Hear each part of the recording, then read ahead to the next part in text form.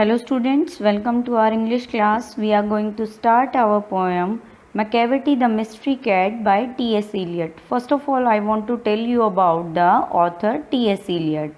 He was an American-born essayist, publisher, playwright and literary and social critic.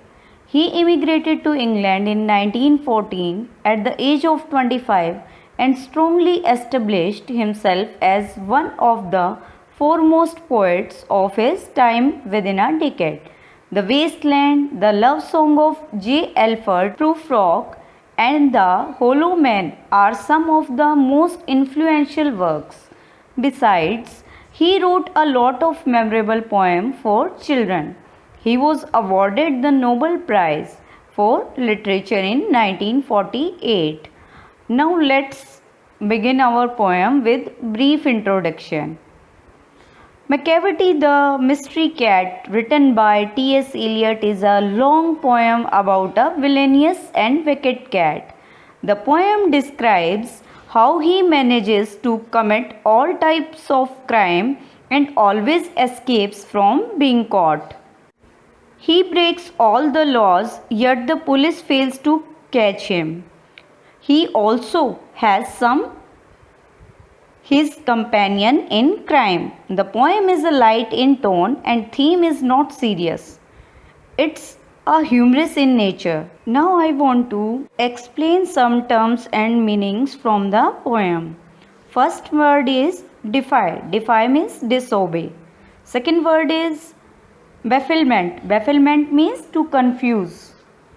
Next is Scotland Yard. Scotland Yard means the headquarters of the London Police Force.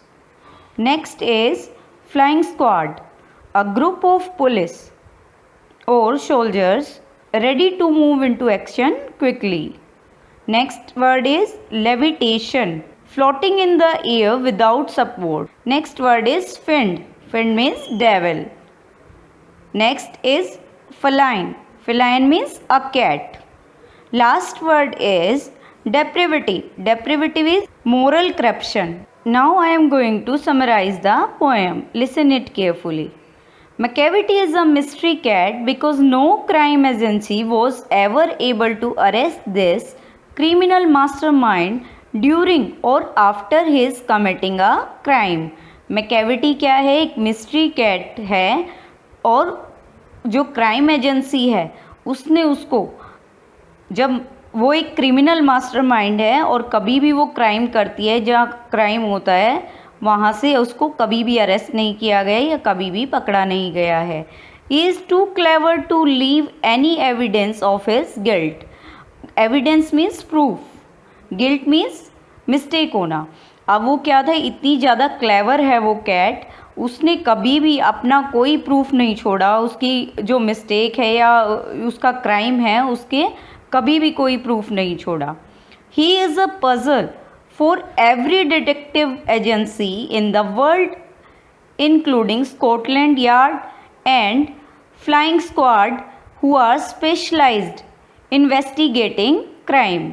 अब क्या था, उनके लिए भी क्या था, puzzle थी, वो कंफ्यूज कर देने वाली थी. किनके लिए? जो डिटेक्टिव एजेंसीज होती हैं पूरे वर्ल्ड में, स्कॉटलैंड यार्ड थी या फ्लाइंग स्क्वाड था जो स्पेशल इसी चीज़ के लिए इन्वेस्टिगेट करने के लिए क्राइम को होते हैं, तो उनके लिए भी क्या था, एक पजल बन के रह गई थी वो. Whenever they reach the scene of crime Macavity is not there. अब क्या था, कभी भी क्राइम वाले सीन पे जहाँ क्राइम हुआ है वहाँ वो पहुँचते, स्क्वाड पहुँचता, तो मैकेविटी वहाँ नहीं मिलती. Macavity is too clever to be caught and he is nowhere near at the crime spot. Macavity इतनी क्लेवर थी, कभी भी पकड़ा नहीं जाता था और वो जो क्राइम स्पॉट पे कभी भी नहीं मिलता. Not only does he break the human law but also break the law of gravity. वो ह्यूमन लॉ को ही नहीं ब्रेक करती थी बल्कि लॉ ऑफ ग्रेविटी को भी ब्रेक करता है. He bros are deeply learning as a result of continuous planning of crime. और उसकी जो ब्रोज थी, आईब्रोज थी, वो क्या शो करती थी कि वो हमेशा कोई क्राइम की प्लानिंग करता रहता है, ये शो करती. McCavity has sunken eyes and his head is highly domed. अब क्या थी, उसकी जो आंखें थी अंदर को धसी हुई थी और जो हेड था वो ऊपर को उठा हुआ था.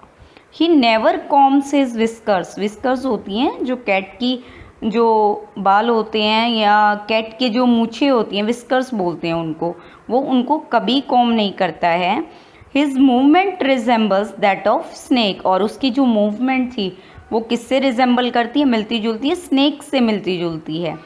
Whenever you think he is sleeping, he is wide awake in fact. अब जब तुम ये सोचते हो कि वो सो रही है या सो रहा है, तो वो हमेशा क्या करता, वो वास्तव में जागा होता है. McCavity is a devil in cat shape. McCavity क्या है, डेविल है, किसमें, कैट शेप में. He is morally corrupt. और वो क्या है, करप्ट है. You may meet and see him everywhere. तुम उसको कहीं भी मिल सकते हो, देख सकते हो. But whenever his crime discovered, you will not find him there. जब भी कोई क्राइम होता है तो तुम उसको कहीं नहीं पाओगी. So that's the end of the summary of the poem. Hope you understand it well and relate this summary to the poem. Thank you. Have a great day.